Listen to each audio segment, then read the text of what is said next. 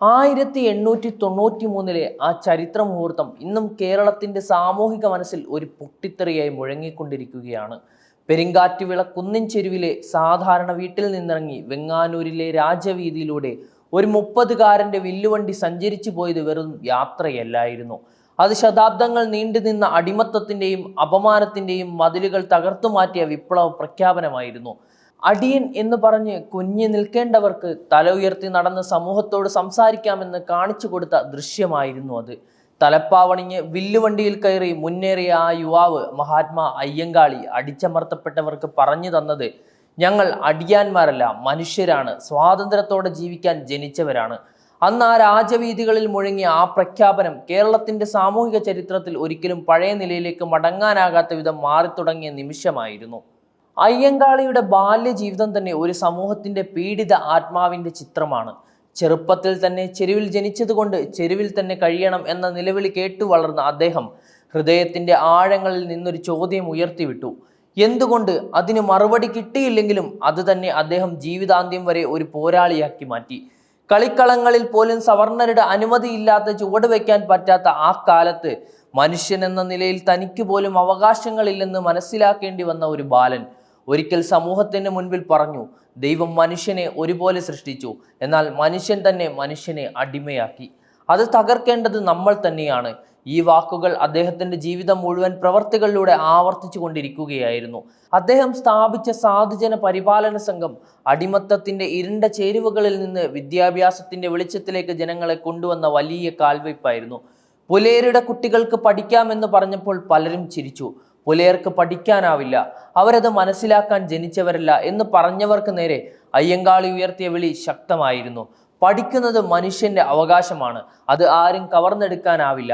വേലങ്കോട്, വളവാർ, ആറ്റിങ്ങൽ തുടങ്ങി നിരവധി സ്ഥലങ്ങളിൽ അദ്ദേഹം സ്ഥാപിച്ച വിദ്യാലയങ്ങൾ ഇന്നും ആ കാലത്ത് ഇരുട്ടിൽ തെളിഞ്ഞ ദീപങ്ങളായി നിലകൊള്ളുകയാണ്. അന്ധകാരത്തിൽ വഴിതെറ്റി നടന്നവർക്ക് ആദ്യമായി ഞങ്ങൾക്കും പഠിക്കാം, ഞങ്ങൾക്കും അറിയാം എന്ന ആത്മവിശ്വാസം നൽകിയത് ആ വിദ്യാലയങ്ങളായിരുന്നു. അദ്ദേഹത്തിന്റെ സമരങ്ങൾ വെറും വിദ്യാഭ്യാസത്തിന് വേണ്ടി മാത്രമുള്ളതായിരുന്നില്ല, അത് മനുഷ്യാവകാശത്തിനുള്ള സമഗ്രമായ പോരാട്ടങ്ങളായിരുന്നു. ക്ഷേത്രങ്ങളും ചുറ്റുവട്ടവും പോലും ചേരുവക്കാരുടെ കാലടി അർഹിക്കുന്നില്ല എന്ന് പറഞ്ഞിരുന്ന ആ കാലത്ത് പൊതുവഴികളിലൂടെ നടക്കാനായി, അവകാശത്തിനായി അദ്ദേഹം പോരാടിയത് ചരിത്രത്തിലെ ആദ്യ സത്യാഗ്രഹങ്ങളിൽ ഒന്നായിരുന്നു. ഗ്രാമങ്ങളിൽ ഈ വഴിയിൽ പുലയർക്ക് നടക്കാൻ പാടില്ല എന്ന് എഴുതിയിരുന്നപ്പോൾ അയ്യൻകാളിയുടെ മറുപടി ലളിതവും ശക്തവുമായിരുന്നു. ഈ ഭൂമി ദൈവം സൃഷ്ടിച്ചതാണ്, അതിനാൽ അത് എല്ലാവരുടേതുമാണ്. വഴികളിൽ നടക്കുന്നത് മനുഷ്യന്റെ ജന്മാവകാശമാണ്, അത് ആർക്കും വിലക്കെടുക്കാനാവില്ല. അദ്ദേഹത്തിന്റെ ആ നിലപാട് സമൂഹത്തിലെ അടിച്ചമർത്തപ്പെട്ടവർക്ക് തല ഉയർത്തി നടക്കാനുള്ള ധൈര്യം നൽകി. തൊഴിലാളി പ്രസ്ഥാനങ്ങൾക്കായി അദ്ദേഹം നടത്തിയ സമരങ്ങൾ കേരളത്തിന്റെ തൊഴിലാളി ചരിത്രത്തിൽ തന്നെ ആദ്യ രേഖകളാണ്. കർഷകരും തൊഴിലാളികളും അവരുടെ പരിശ്രമത്തിന് യോഗ്യനായ വേതനം ആവശ്യപ്പെട്ട് പോരാടിയപ്പോൾ സവർണ സമൂഹം അവരെ പരിഹസിക്കുകയായിരുന്നു. അടിമകൾക്ക് വേതനം വേണോ അതോ അവകാശമോ? എന്നാൽ അയ്യൻകാളിയുടെ മറുപടി ചരിത്രത്തിൽ തന്നെ ദിശ തിരിച്ചുവിട്ടു. അദ്ദേഹം പറഞ്ഞിട്ടുണ്ടായിരുന്നു, തൊഴിൽ ചെയ്യുന്നവർ അടിമകളല്ല, അവർ സമൂഹത്തിന്റെ കരങ്ങൾക്ക് ശക്തിയാണ് പകരുന്നത്. അവർക്ക് വേതനം നൽകുന്നത് കാരുണ്യമല്ല, നീതിയാണ്. ഈ പ്രഖ്യാപനം കേരളത്തിൽ പിന്നീട് വളർന്ന തൊഴിലാളി പ്രസ്ഥാനങ്ങൾക്ക് വിത്തായി. അയ്യൻകാളിയുടെ ഏറ്റവും പ്രശസ്തമായ വില്ലുവണ്ടി സമരം വെറും ഒരു പ്രതിഷേധ യാത്രയല്ലായിരുന്നു, അത് അടിമത്തത്തിന്റെ കെട്ടുകഥകളെ പൊളിച്ചെറിയുന്ന ഒരു പൊട്ടിത്തെറിയായിരുന്നു. വില്ലുവണ്ടിയിൽ കയറിയപ്പോൾ അദ്ദേഹം സമൂഹത്തോട് തുറന്നു പറഞ്ഞത്, നിങ്ങൾ ഞങ്ങളെ അടിയാന്മാർ എന്ന് വിളിച്ചു, തലകുനിച്ച് നടന്ന് ജീവിക്കണമെന്ന് നിർബന്ധിച്ചു. എന്നാൽ ഞങ്ങൾ ഇന്നു മുതൽ നടുനിവർത്തി തലയുയർത്തി ജീവിക്കും, അഭിമാനത്തോടെ ജീവിക്കും. ആ വാക്കുകൾ ചരിത്രത്തിന്റെ വഴികളിലൂടെ മുഴങ്ങി തലമുറകളെ എഴുന്നേൽപ്പിച്ചു.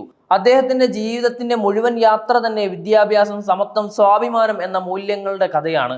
ചെരുവിൽ നിന്ന് രാജവീതിയിലേക്ക്, അടിമത്തത്തിൽ നിന്ന് സ്വാതന്ത്ര്യത്തിലേക്ക്, ഇരുട്ടിൽ നിന്ന് വെളിച്ചത്തിലേക്ക്, ഓരോ ചുവടും ഒരു സമൂഹത്തിന്റെ ചരിത്രത്തെ തിരുത്തുകയായിരുന്നു. ഇന്നും കേരളത്തിന്റെ സാമൂഹ്യ സമസ്ത പോരാട്ടങ്ങൾക്ക് പ്രചോദനം നൽകുന്നത് അയ്യങ്കാളി തെളിച്ച ആ അഗ്നിയാണ്. അദ്ദേഹത്തിന്റെ ജന്മവാർഷികം ആഘോഷിക്കപ്പെടുമ്പോൾ അത് വെറും ഓർമ്മപ്പെടുത്തൽ മാത്രമല്ല, ഇന്നും തുടരുന്ന ജാതി വിവേചനത്തോട് പൊരുതാൻ കരുത്ത് സമ്പാദിക്കുന്ന ദിനവുമാണ്. സമൂഹം മുഴുവനും ഒരുപോലെ ജീവിക്കുന്ന ദിനം വരുന്നതാണ്. അയ്യങ്കാളിയുടെ യഥാർത്ഥ സ്മരണാഞ്ജലി, അയ്യങ്കാളി ഒരു നവോത്ഥാന നായകനല്ല, വിപ്ലവ നായകനാണ്. മനുഷ്യാവകാശത്തിനും സാമൂഹ്യ നീതിക്കും വേണ്ടി തലമുറകളെ എഴുന്നേൽപ്പിച്ച മഹത്തായ ഒരു ശബ്ദം.